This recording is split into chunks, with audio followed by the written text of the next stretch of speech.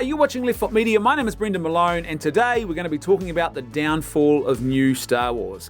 Now, whenever people like me, who have great frustration and even a sense of sadness for what could have been over the demise of the new Star Wars trilogy, the fact that it is now imploded in on itself like a dying star in an absolute hot mess, there is a tendency amongst those who can see the problems to blame Rian Johnson for this and to suggest that he is the one who is the cause of all of this. In actual fact, he's not. If you go back and look at The Force Awakens, you can see that it was actually The Force Awakens where the problems began for the new trilogy, and there's some pretty big issues there. So in today's video, I want to look at 4 major problems that were there right from the very beginning with The Force Awakens, and 3 of them in particular are specific to The Force Awakens, and I think they're huge, and that they have done untold harm to the new Star Wars trilogy. And then I also, rather than just complaining, I also want to offer what I think could have been basically a positive piece of constructive criticism for what could have been, how things could have been different, how the story actually could have been better. Because it's one thing to complain about stuff, it's another thing to propose alternatives and solutions. And so that's what I want to do today. So let's get into it.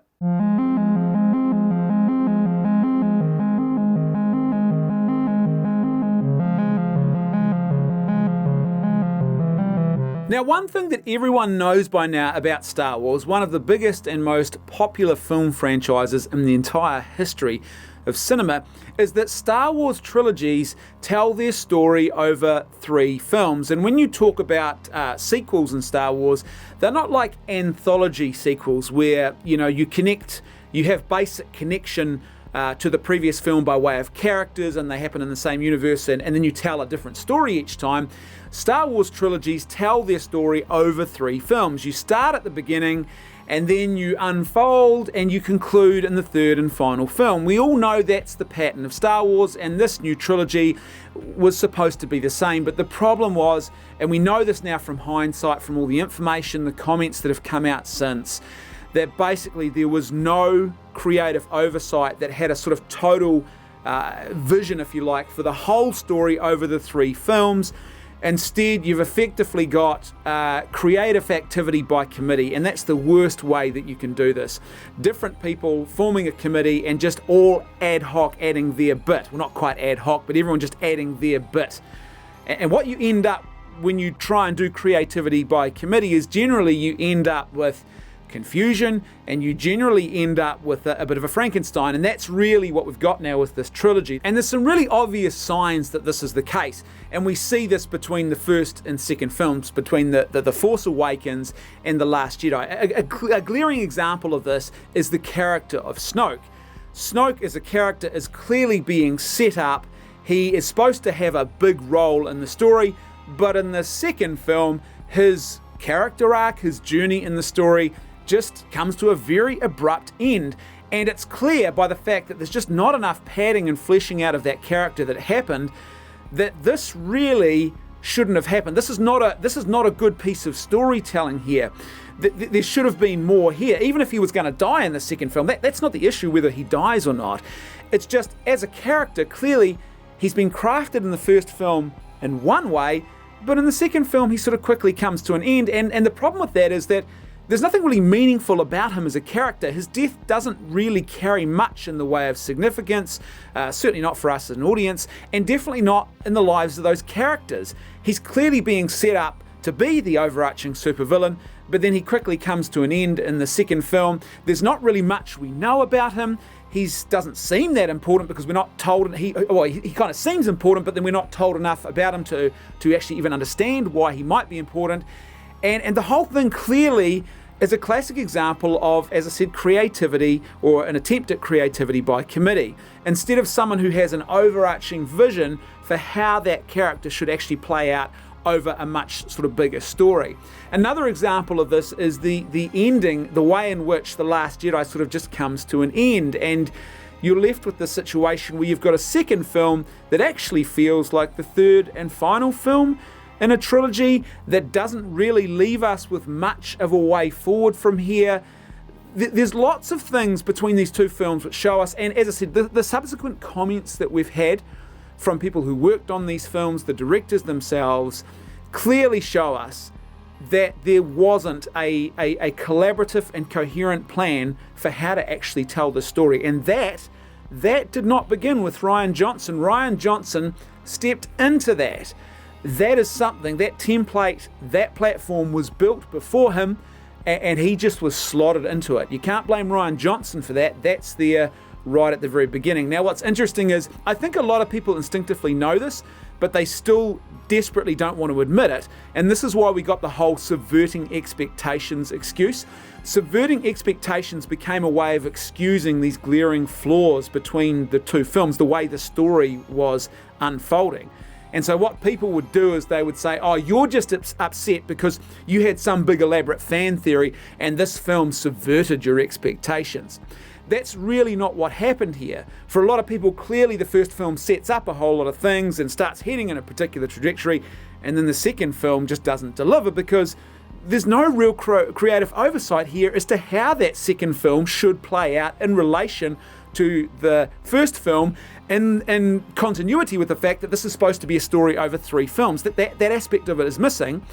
And so what happens is when the second film doesn't really deliver in a way that's kind of coherent from a storytelling perspective, people who wanted to defend it started making this justification. Oh, it subverted expectations. You know, you're sure you were expecting a story to sort of unfold and flourish in a more natural way, but hey, this is some sort of art house subversion of that, and you're the one with the problem. No, clearly the problem here, as I said, is an attempt at creativity by committee, and when you do that, you don't end up with coherent storytelling. What you end up with as a general norm, and there are obviously some exceptions that sort of prove the norm, but the general norm is you end up with a bit of a Frankenstein. That wasn't caused by The Last Jedi. That wasn't caused by Rian Johnson. That problem was already present right from the very beginning.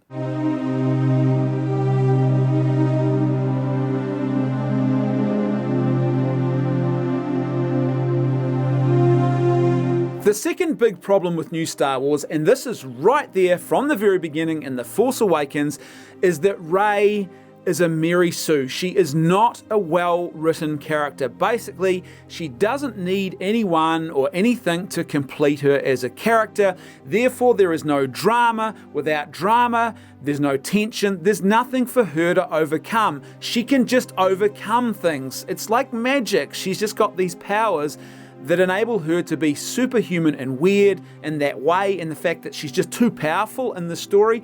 And what happens is there's no drama or tension around her. Even if you don't notice it and you don't sort of consciously see that, effectively your experience of the story is definitely lessened as a result of this. She's also a character that doesn't really make a lot of sense. Even aside from her perfection, she is too, perhaps she's too full of virtue. She's not rough enough. She's not actually the type of character she should be. This is a girl who was dumped on a planet and sold into slavery effectively in a very harsh environment as a young child by her parents who she hasn't seen since. And yet she kind of seems like a modern teen in a high school, living at home with both her parents who love her, and she's just got a little bit of angst around the edges and is trying to find her way in the world and is not sure what she's going to do with her life when she leaves high school. That's kind of the maximum level of angst that she's got going on in her life. She should be quite a jaded character. She should be suspicious of people. She shouldn't really have much in the way of hope, I'd suggest, because there's no clear reason for why she would have that hope. She should be a diamond in the rough. She should be a cynical, hardened type of character. She's not, and it doesn't really make a lot of sense. Now, the response from those who are defenders of The Last Jedi and of The Force Awakens is to say, oh, you just don't like the fact that the lead character in the new Star Wars film, that the new main hero is a female. You're just basically a misogynistic man baby, and that's your problem. It's just pure brute force sexism and nothing more. No, that's not what's going on here at all. For starters, go back to the original trilogy. Our 3 main characters, our 3 main heroes, who are they? Luke Skywalker, Han Solo, and Princess Leia. And everyone loved Princess Leia and still does. She is one of the most beloved characters in the entire history of Star Wars. Everyone loved her. I remember as a young boy wanting to have her toys. Everyone did. There was just no issue there around sexism. Why? Because she's a well-written character. She's not superhuman. She's not weirdly alien-like and doesn't quite fit in. Her character, who she is and who she's meant to be in the story, it all makes sense. Secondly is the fact that the same people who are pointing out the glaringly obvious flaws in the character of Rey also have a great love for other female action sci-fi lead characters. So, for example, two really glaring examples of this are Ripley in the Aliens franchise and Sarah Connor in the Terminator franchise, particularly in T2, which is a much loved film. And when you think about both of those characters, they are not bystanders in the story. They are not portrayed in a sort of weak, inferior to the men kind of way. They are the lead characters. They do possess the important knowledge. They are the ones who are directing traffic and saving the day. They actually have to show the men where they're making mistakes, but everyone loves them. Why? Because they are not poorly written characters. Think about the character of Sarah Connor in Terminator 2. She's this character who has definitely, or certainly portrays a lot of very masculine traits. She's muscled up. She has got herself an armory. She's got a plan for how to save the world. She's not afraid to use physical force when she needs to. There's nothing about that character that is sort of feminine and weak and is nothing more than a mere bystander in the story, but everyone loves her. Why? Because she has struggle, she has drama. Despite all of those characteristics that Sarah Connor has, and Ripley in her movie as well, like, they can't single-handedly defeat the bad guys. They don't possess magic powers to just overcome any problem that they are confronted with.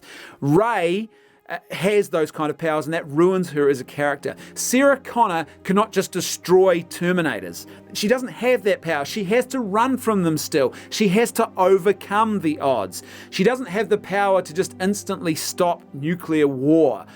Ripley doesn't have the power to destroy aliens and understand them and communicate them and mind meld with them and subdue them or anything like that.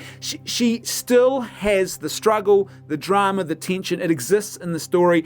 Her character is meaningful to us because she has to overcome the odds. Think about the character of Luke in the original trilogy. Let's imagine that Luke was Lucy and it was written as a female character.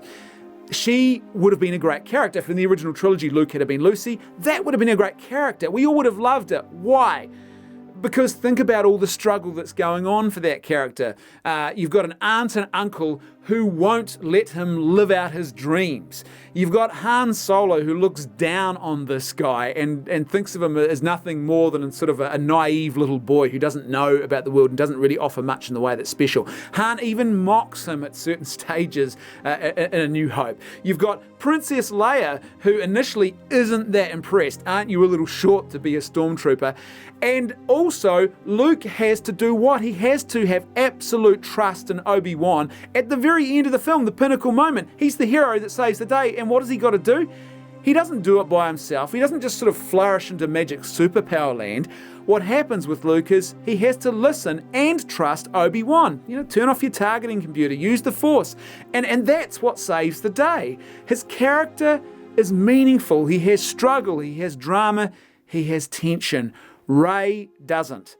That's not Rian Johnson's problem. That character was written and handed to him, and it was given to us in The Force Awakens. It's a huge problem, and it's there right from the very beginning. And I would say, to his credit, Rian Johnson actually tried to, I think, give a little bit of attention to the character of Rey in his film. Now, he produced the worst, I think, of any of the Star Wars trilogy films that have ever been made. But there's no doubt that he has tried to give some drama and tension to that character that is woefully lacking in The Force Awakens.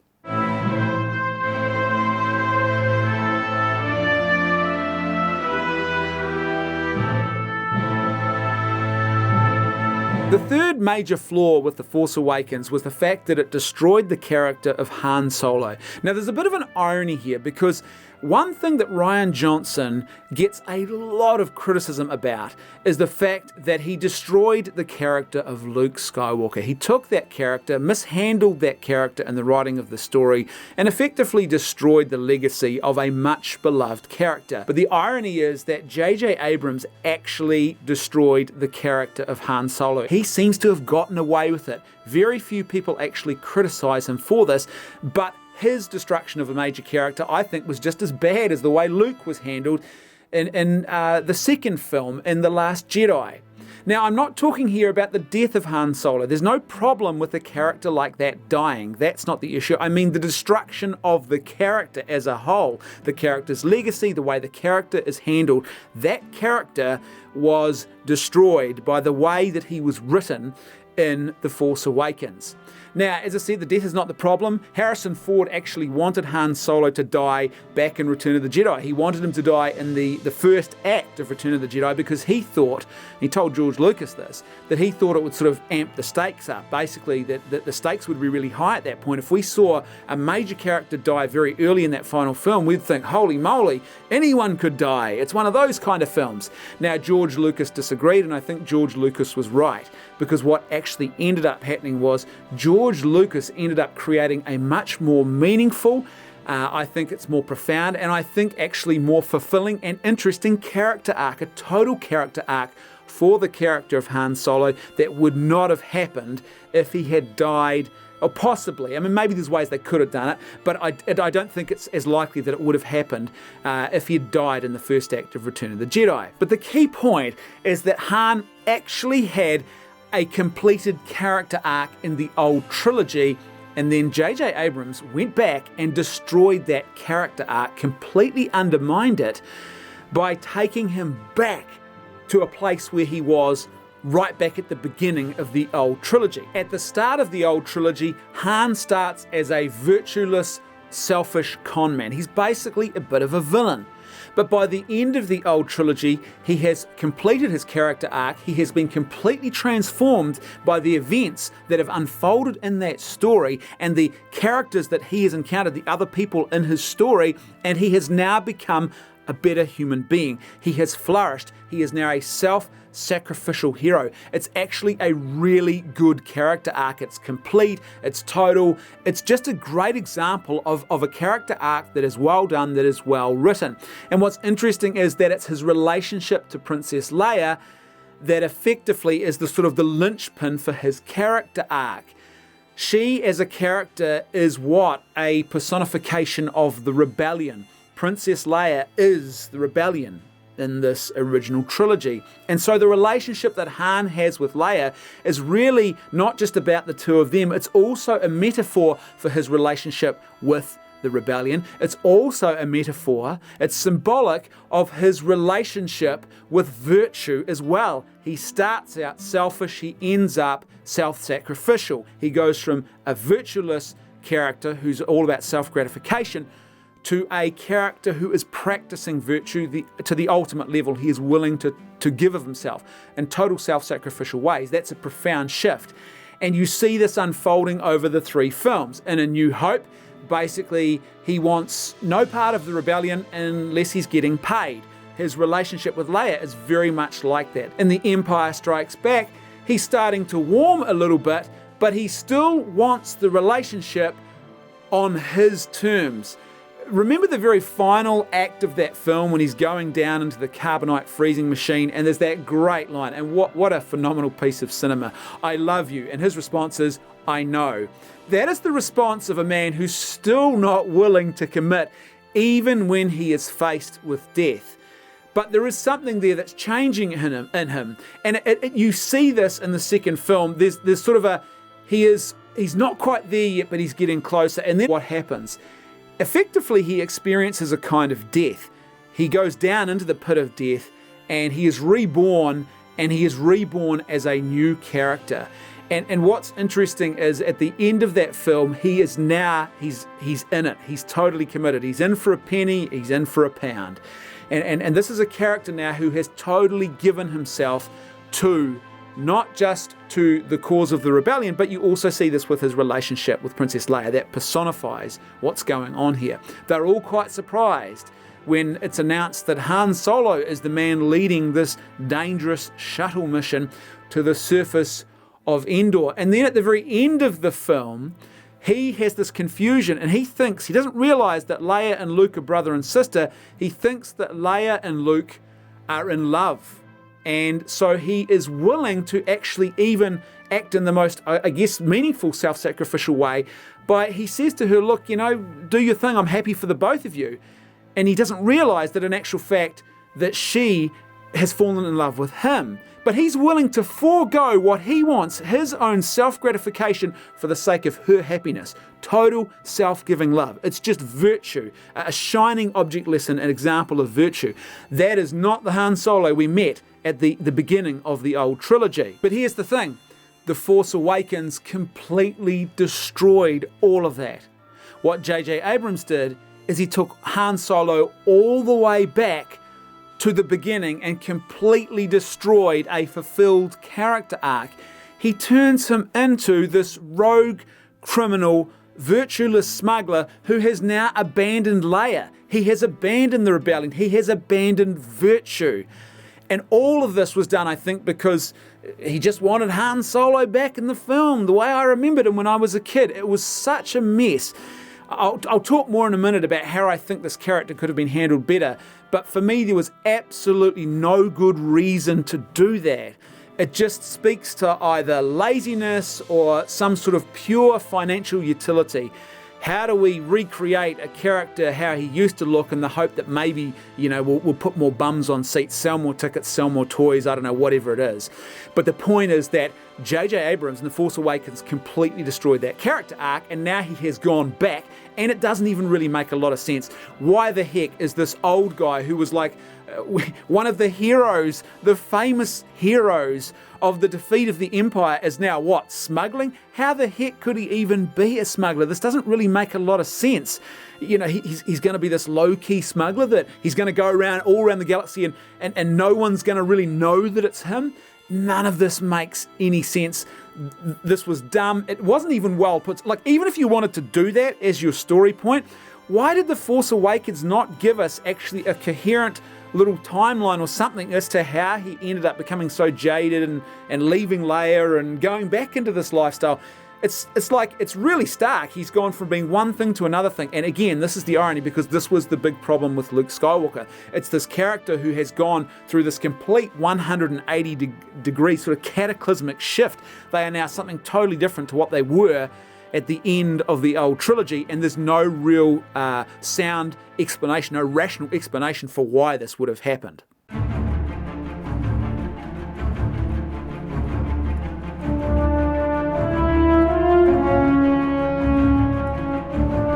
The fourth and final problem with The Force Awakens was the fact that it was a woefully inferior rip-off of A New Hope, the first Star Wars film that kicked this whole magical adventure off.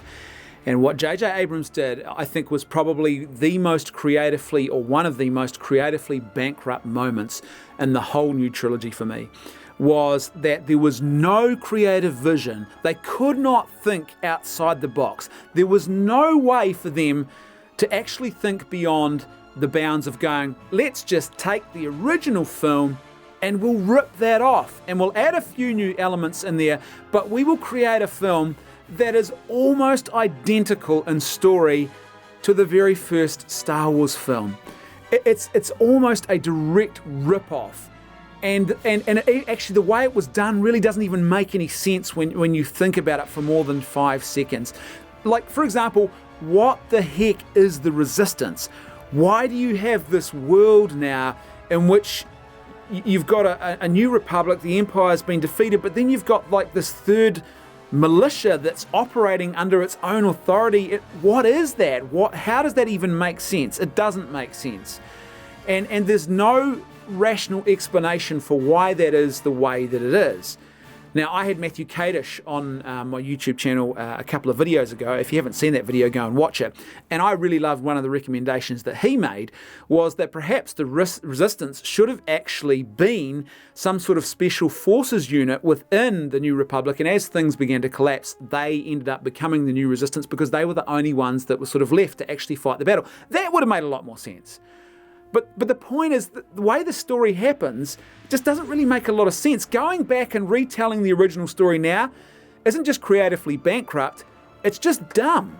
Because the events, the story, the characters, the universe, everything has progressed.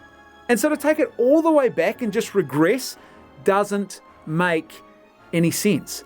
How the heck did the First Order actually manage to build a super weapon as the remnants of a defeated empire? Where did they get the money? How did they build that with no one noticing? How did they build this thing, this ultimate weapon? They're more powerful now than the people that actually that got defeated. They're more powerful than the empire was, and that was the group that was defeated by the rebels. How has this come about? How does no one know that this is happening? If you go back to the old trilogy, there's spies everywhere, the rebellion knows what's going on, no one knew this was happening. The Force Awakens basically kicked off this new trilogy from a place of total creative bankruptcy, a lack of creative vision and originality. They just ripped off wholesale what had gone before. They just plagiarized it and added in a few new characters. And the characters they have added in have not added anything. They've only detracted from the original story concept that we got in A New Hope, and it doesn't make any sense. Why did this happen? Well, I get the feeling when I think about new Star Wars, this sort of feels like a production and a process that has been governed by two things that are equally flawed and dangerous if you're going to be creative. The two things are fear and utilitarianism. So utilitarianism, first of all, I think that the bean counters behind this new production said, we've got to maximize our profits, we've got to make money, just go back and look at the old trilogy. You know, what do the kids love in the old trilogy? They love a bit of the old Darth Vader. So make sure you got a masked villain, a black guy, and somehow, it's, you know, let's shoehorn in a bit of Vader into the story. They love the Death Star blowing up. You know, do a big super weapon it's a planet and it blows up. It sort of feels like pure sort of utility that you just pluck concepts out of the air and stick them into a story because you think they've worked before, and it seems that probably it would be financial utility that was driving this. The other thing I think that happened here was fear. I think that they were deathly afraid of stuffing things up like the prequels stuffed things up. Now, to give George Lucas his credit, at least he didn't rip off his own original stories and then just retell them. He did try to bring something new. And even if the execution was flawed, he did try to do that. This new trilogy has just ripped off existing material. It's just plagiarized it wholesale. And I think the reason that happened was because they were petrified of ending up with a prequels type outcome, which is kind of ironic because they've now ended up with something far worse, I would argue. They've got a situation where they've effectively divided the fan base into a bitter division. And I'm not convinced that episode 9 is actually going to be that big a success. There's certainly no hype and interest in it from I would argue, a big chunk of the fan base. Potential new fans, what are you selling to them? Not really anything that's that magical or engaging as a piece of mythology or storytelling. They've actually done worse. But I think the reason this happened was because they were so desperately scared of actually creating a prequels mistake that they thought, let's just go back and we'll sort of imitate what came before because they loved that. You know, they will love us. If we give the people what they want, they will love us. And the problem was, it was just creatively bankrupt. And as I said, not only that, but it's actually made the situation worse. And here's the thing, there was absolutely no need for this, which brings me to my final point.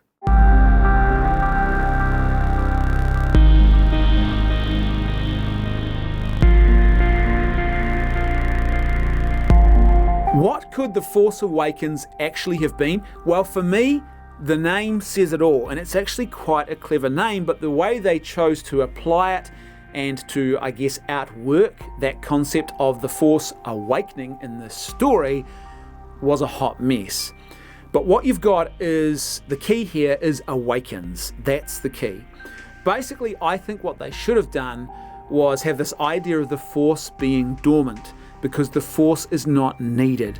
Basically, peace has come to the galaxy. After the events of Return of the Jedi, sure, there are a few last battles, but the Empire has been routed, or so it seems, and peace has finally come to the galaxy. And I think Han and Leia now should have been retired generals at this point, when we caught up with them at the start of The Force Awakens. I think Leia could have been a politician now, so she's in a senior leadership role that is appropriate to her age as a character. Han and Chewie, I think, could have been something like perhaps retired generals who now train military personnel, but they are guys in the twilight of their characters. Han and Leia still would have been together, but they would have had no children in my version of The Force Awakens, and this would have been a point of great sadness for them. It would have been something that really is still with them and they still carry with them, and it gives them something. It's a new development, but it gives us a way to connect to these characters in a new and mature kind of way, without going to this sort of bizarre and sort of absurd levels, like, let's give them a divorce, and let's have Luke, as the cynical, jaded, awful of a character. But here's a way to do that, so that we can sort of see a maturity in these characters, something different, something new, but it still draws us in, and we love these characters, and so we feel their sadness and their pain. We're sort of drawn into their story. Luke, in the meantime, is a character who is in retirement. The Jedi are no longer needed, because peace has come and stability has come to the galaxy, and so he's no longer training Jedis. Instead, what you've got is a character of Luke who's kind of like a bit of a historian, a bit of a theologian or philosopher, who basically people come to learn about the Jedis from him. He's teaching, spacecrafts full of school children about the history of the Jedis and how important they are. People might come and study and learn the history, but there's no actual training of Jedi Knights anymore, because apparently that's not needed. Peace has come to the galaxy. And then all of a sudden one day Obi-Wan appears in a dream to Luke, and it's very, very vivid, and it's sort of startling, and it shocks him out of a place of, complacency, where he thinks all is well in the galaxy. And Obi-Wan tells him that there is a Force-sensitive girl, a very, very powerful Force-sensitive young girl on the planet of Jakku, and he needs to go there immediately to track her down and bring her to safety, and he needs to start training her as a Jedi Knight. It's hugely important that he does this. And so this is what's kicking off this whole idea of awakening. So you've got dormancy in the Force because it's not needed. There's peace in the galaxy, but suddenly there's rumblings. Something's not quite right. And so this film is about the unfolding of that old, new order of peace into chaos again. But the idea of the awakening is that we start in a place where we don't have effectively a brand new version of the Empire and everything's still at war. There's peace. Now, when we meet the character of Rey, she is exactly as she should be. She is very rough around the edges, which is what this character should be. She's kind of like, or she should be kind of like Sarah Connor in Terminator 2, who is cynical, who's jaded. She has a purpose about her, and she has a well-developed character, but she's cynical and jaded about the world because the world has not been kind to her. And so that's what Rey should actually be like. And Luke is kind of hesitant. She looks at Luke as this old fella, and she's suspicious of his motives. She's cynical. She's a bit of a thief, basically. She is, in many ways, a bit of a villain herself. She lacks virtue because no one's trained her how to be virtuous. She's someone who has been let down by life, and that shows in her character. But eventually, with the promise of a better life, and that's the only reason she leaves, because in actual fact, she's desperate to get out of this mess, Luke takes her off Jakku, and he takes her to Han and Leia, who effectively all but adopt her.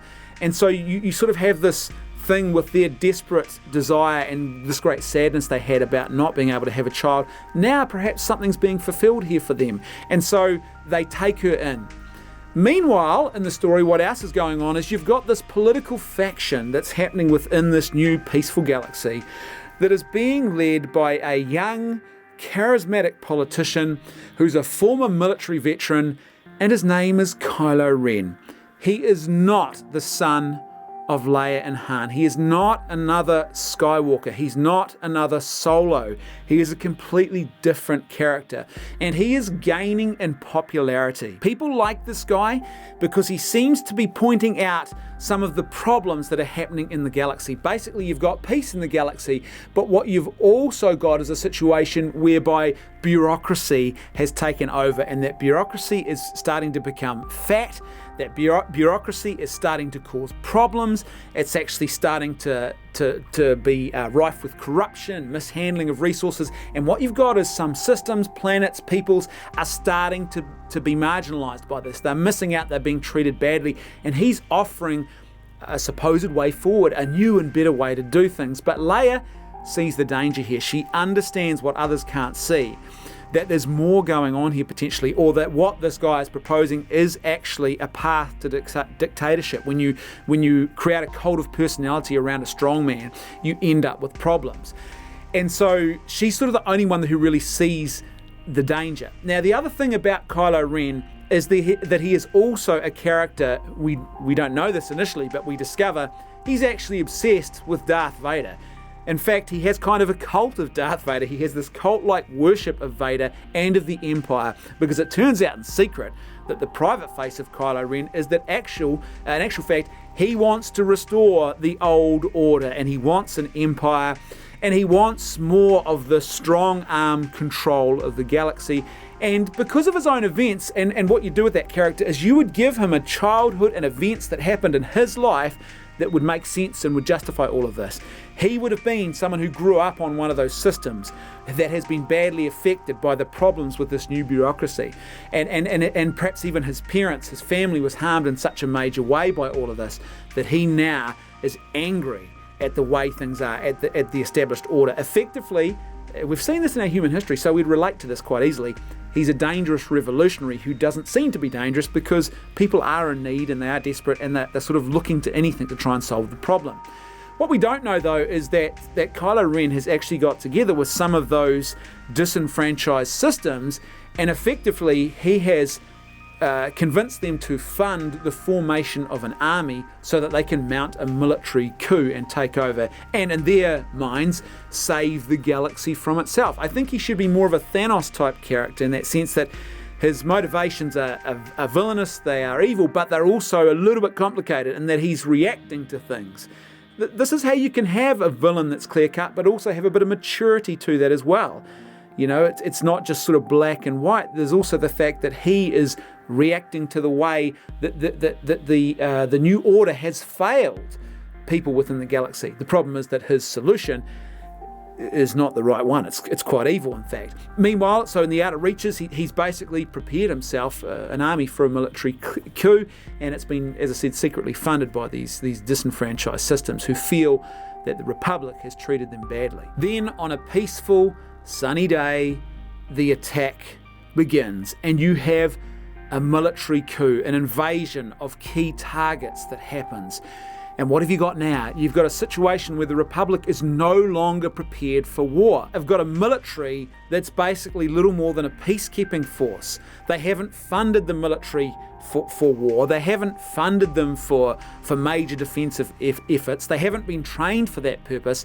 They are effectively little more than sort of like a basically trained, glorified police force, and they are totally out of their depth. They're not well resourced, they're not well trained, and they are overwhelmed by this focused, trained, and well-equipped military force that targets them for invasion, military coup, takeover, to bring about a new and peaceful and better version of the galaxy.